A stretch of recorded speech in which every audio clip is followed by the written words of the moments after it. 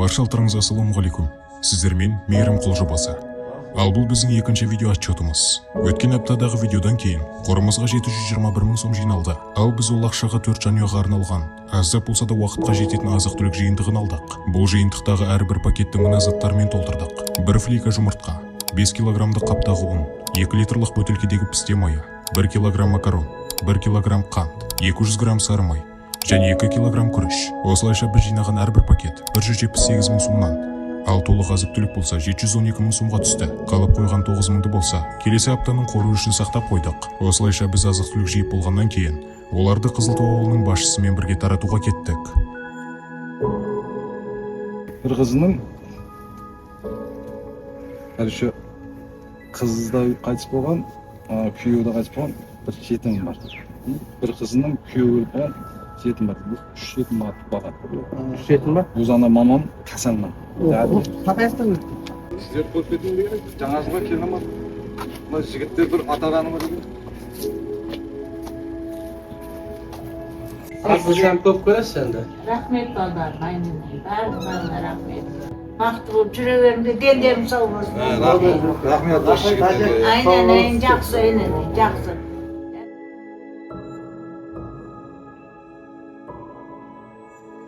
Осы көкем біраз болып жатып қалғанына айтор қолдан келіп 5. Ya ne diyeyim ağa, sizge bарлығымыздың атымыздан денсаулық түзеліп кетуіңізге серіктеспіз, шипасын берсін. Az болса hem көп көресіз көке. Иә. Үйтіп енді жиналған ақшаны нете аламыз бізден. Ояқтан бияқтан тастағандан бөліп 3-4 темаларға тақап шығамыз сөйтіп қолдан келгенше. Az болса hem көп көресіз көке, шипасын берсін. Жақсы болып кетіңіздер. Амин. Сәкен.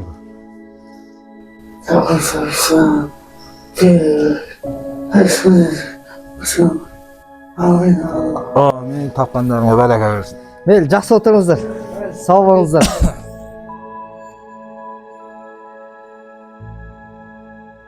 Бұл інімнің бүйрегін әкесі балам деп берді мені.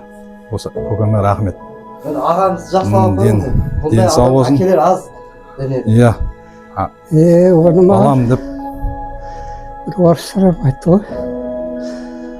Герой отец істеді молодец. Молодец көке, оны әркімді олай істей бермейді. Біз енді осы сіздердің жағдайларыңызды сұрап, не кемшілік деп келген жеріміз осы. Мына жігіттерге рахмет. Осындай бір қор ашып, әрекет етіп, қиналған адамдарға осылай көмек қол ұшын созып әрекет етіп жүрген екен. Bir duağı жіберің осы жігіттерге.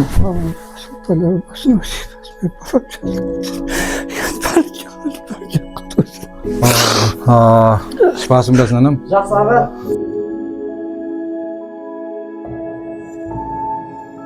Қанат деген 75 жылғы жігіт енді менен бір жас кішкене. Ана күні Қазақстанға барып істеймін деп инсульт тап қапты. Бұл жерде біраз лечение алған бамаған күні бияққа алып келді, жатып қапты да. Қиналып 1-2 кредиті бар, кредит алған, сол кредит жауам деп барған ғой.